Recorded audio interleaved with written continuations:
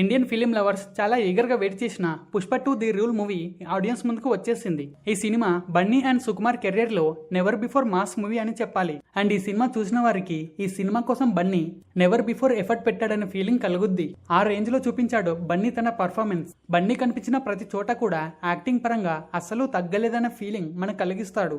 ఇక ఈ సినిమాలో పుష్పరాజ్ ఎంట్రీ కూడా చాలా వండర్ఫుల్ గా అనిపిస్తుంది.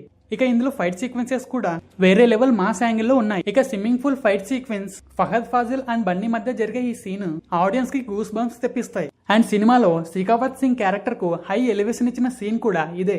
ఇక ఆ తర్వాత పుష్పరాజ్ క్యారెక్టర్ హెలికాప్టర్ నుంచి దిగి గన్ పట్టుకొని చేసే ఫైట్ సినిమాలో one of the big highlight అని చెప్పాలి. ఇక నెక్స్ట్ జాతర సీక్వెన్స్ సినిమాకే మెయిన్ హైలైట్ గా నిలిచింది. ఈ జాతర సీక్వెన్స్ విషయంలో మూవీ టీం ముందు నుంచి చెప్పిందే నిజమైంది. కేవలం ఈ సీన్ కోసమే ఒక సినిమాకి పెట్టాల్సిన బడ్జెట్ పెట్టారు. ఈ సీన్ ను గ్రాండియర్ గా తెరకెక్కించారు. ఇందులో అమ్మవారి గెటప్ లో బన్నీని చూసిన ఫ్యాన్స్ కి పూర్ణకాలు పుట్టడం గ్యారంటీ. ఇక నెక్స్ట్ ఆడియన్స్ ని ఈ లెవెల్లో మెప్పించే మరో సీన్ అదే క్లైమాక్స్. పుష్ప 3కి లీడ్ ఇచ్చి క్లైమాక్స్ ని ద ర్యాంపేజ్ గా ఎండ్ ఇచ్చాడు. ఓవరాల్ గా సినిమా చూసాక సుకుమార్ స్టోరీ పరంగా కంటే ఎలివేషన్ పైన ఎక్కువ ఫోకస్ చేశాడమన్న ఫీలింగ్ కలుగుద్ది. కానీ స్క్రీన్ ప్లే పరంగా మాత్రం ఎక్కడ కూడా తగ్గలేదన్న ఫీలింగ్ కలుగుద్ది. ఇక సినిమాలో యాక్టింగ్ పరంగా బన్నీకి ఫస్ట్ ర్యాంక్ ఇవ్వచ్చు. ఇక సెకండ్ ర్యాంక్ శ్రీలీల క్యారెక్టర్ కి ఇవ్వాలి.